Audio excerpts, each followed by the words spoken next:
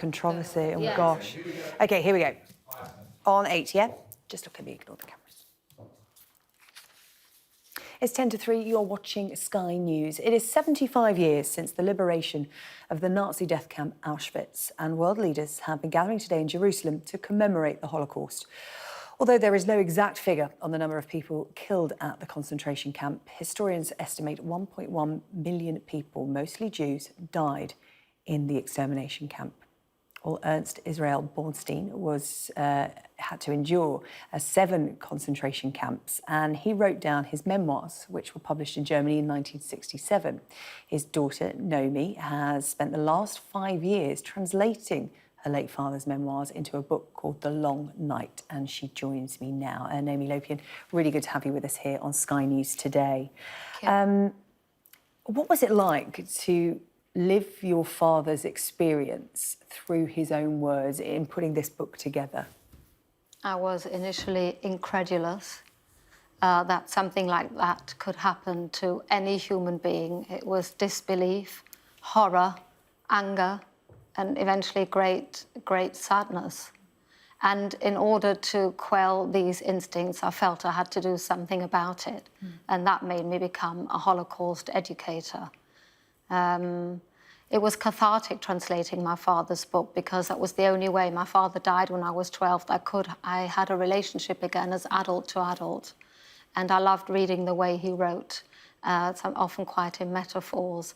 And that brought me closer together. But of course, my pain was huge, not just for my father, but for his family, the Jewish community, and other people that endured Hitler's horrors, and that of the fellow Nazis. And the machinery was huge. It wasn't just the 3 million Nazis that were involved. It was everybody, I feel. Hitler changed the laws of the land, and with that, people acted in a different way. And that's what I go around teaching in schools today. While you're safe, i.e. while we live in a safe democracy, make choices when your lives aren't at risk. And I suppose you remind people that this is recent history. This happened just 75 years ago. Yes, for me it's very recent because it's my father. My mother also was a little girl of 10 when she was arrested close to the Geneva border in France in a town called Annemasse, and was held at gunpoint by the Gestapo in prison and interrogated. So it's very raw and it's very close to me. Of course, for school children and young adults, 75 years feels a long time ago. And I begin my talks very often to young people, why should you care about something that happened to a bunch of people to whom superficially you have nothing to do with so long ago? On the one hand it is, and on the one hand it is.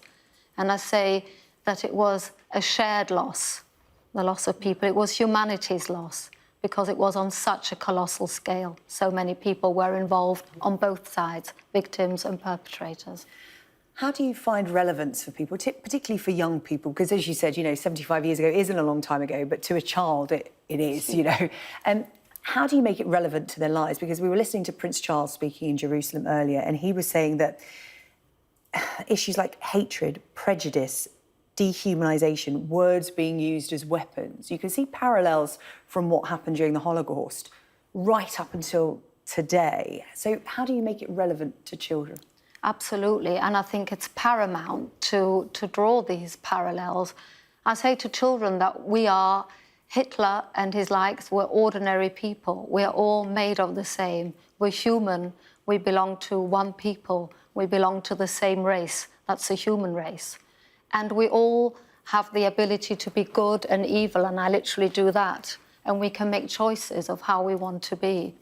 And we have to watch these choices. And in school environment, if we see things that aren't nice that are being done to a classmate, it takes courage to speak up and out.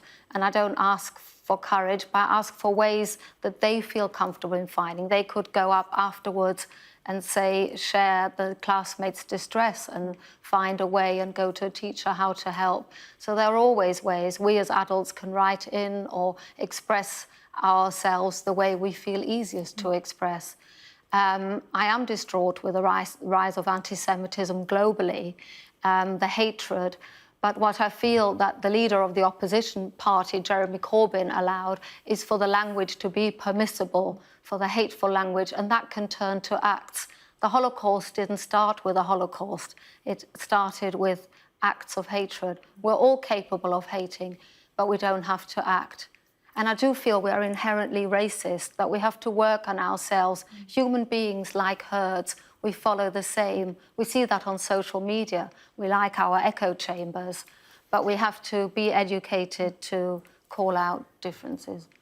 I want to ask what you think about the different portrayals of the Holocaust. I'm thinking in particular to the arts. 75 years on, you have fiction books written about the Holocaust. I mean, there's a famous one called The Tattooist of Auschwitz. You have musicals and fast films being made. Jojo Rabbit, which has been nominated for a number of Oscars. It's a completely different way of remembering what happened. Do you think it's appropriate? I think in some cases they are, but in particular, I do like Jojo Rabbit. I think it raises awareness. Young people are drawn to it. I myself am in the process of bringing out an animation on the long night.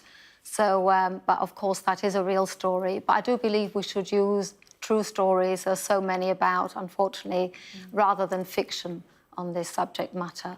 But if it helps for people to understand, then I can't ask for more. Yeah, people learn in different ways, don't they? And everyone has different experiences. Noemie Lopian, really good to talk to you. Thank you so much for coming to speak to us.